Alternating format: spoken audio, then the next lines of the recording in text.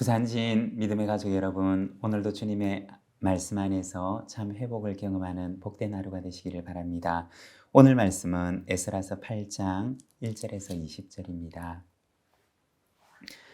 아닥사스다 왕이 왕위에 있을 때 나와 함께 바벨론에서 올라온 족장들과 그들의 계보는 이러하니라. 비나스 자손 중에서는 게르솜이요, 이다말 자손 중에서는 다니엘이요, 다윗 자손 중에서는 핫투스요, 스가냐 자손 곧 바로스 자손 중에서는 스가랴니, 그와 함께 족보에 기록된 남자가 150명이요 바앗모압 자손 중에서는 스라히아의 아들 엘리호에이니, 그와 함께 있는 남자가 200명이요 스가냐 자손 중에서는 야시엘의 아들이니, 그와 함께 있는 남자가 300명이요 아딘 자손 중에서는 요나단의 아들 에벳이니, 그와 함께 있는 자가 50명이요 엘람 자손 중에서는 아달리아의 아들 여사야니, 그와 함께 있는 남자가 70명이요 스바디아 자손 중에서는 미가엘의 아들 스바디아니, 그와 함께 있는 남자가 80명이요 요압 자손 중에서는 여이엘의 아들 오바디아니, 그와 함께 있는 남자가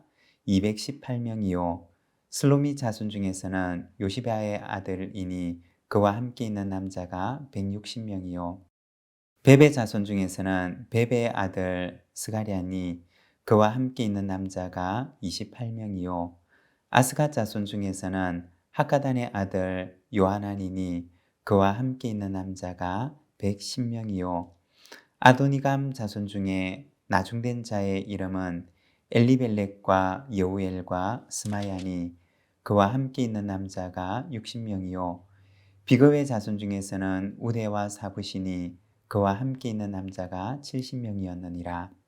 내가 무리를 아와로 흐르는 강가에 모으고 거기서 3일 동안 장막에 머물며 백성과 제사장들을 살핀즉 그 중에 레위 자손이 한 사람도 없는지라.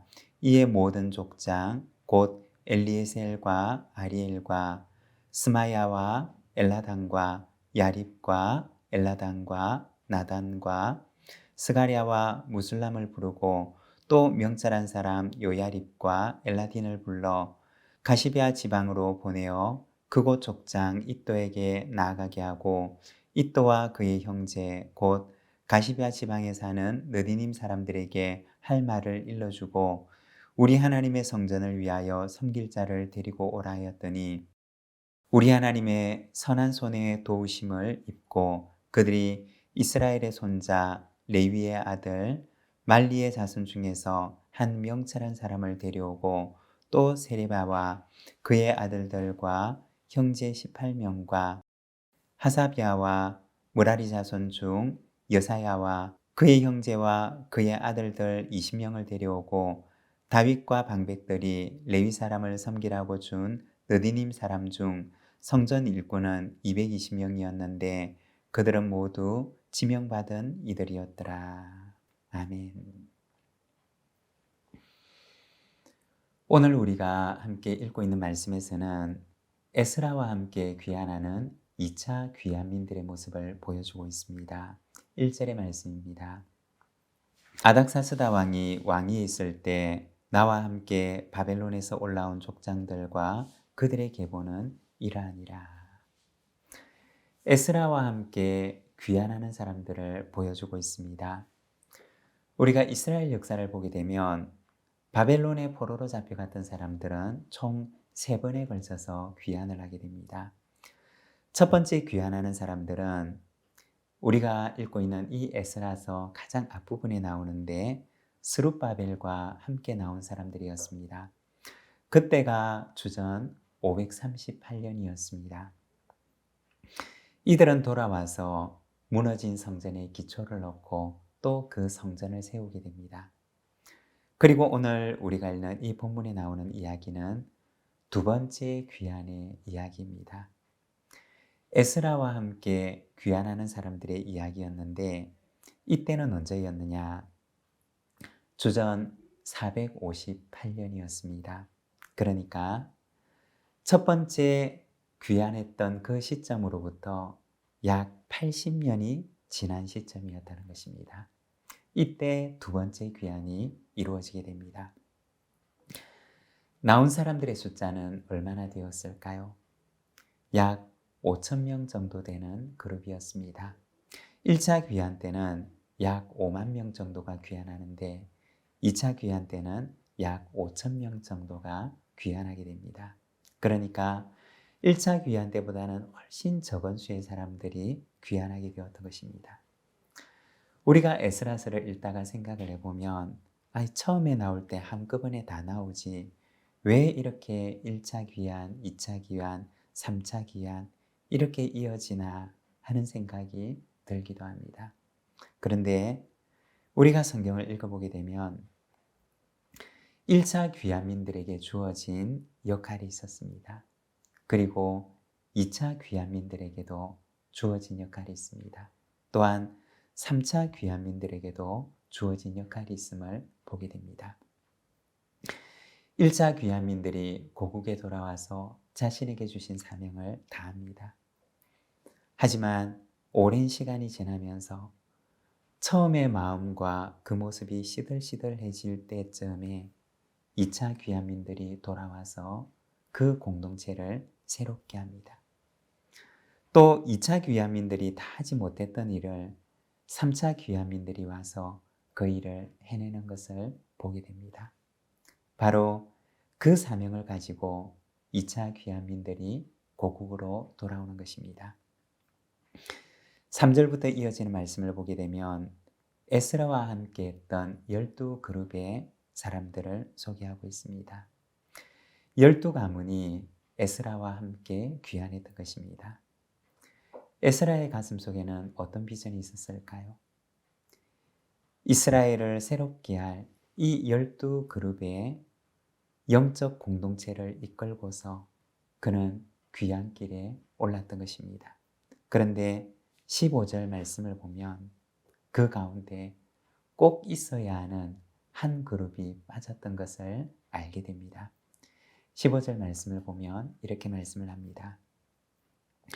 내가 무리를 아와로 흐르는 강가에 모으고 거기서 3일 동안 장막에 머물며 백성과 제사장들을 살핀즉 그 중에 레위 자손이 한 사람도 없는지라.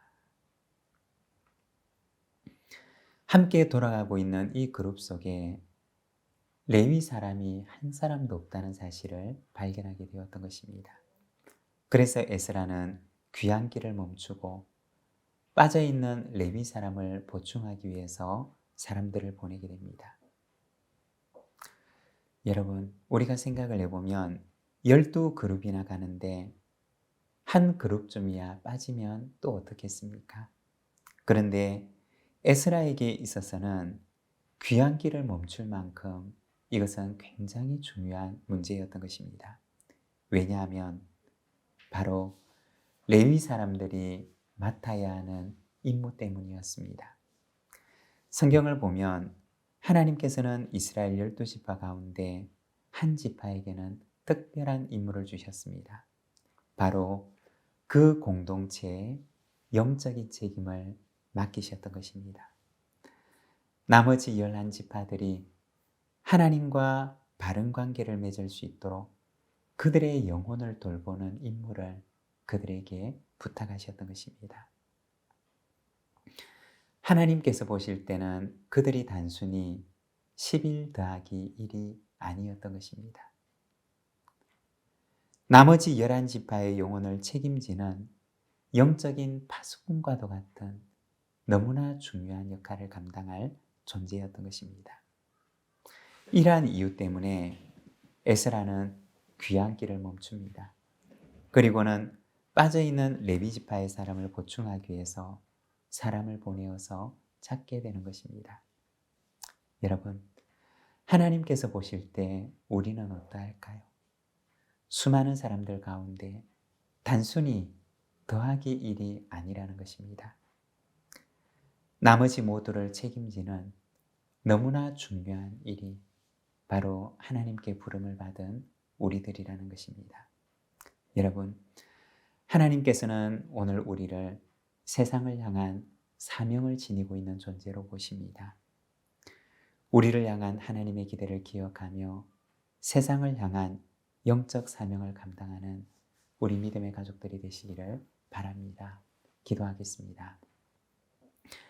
하나님 아버지, 은혜를 감사합니다.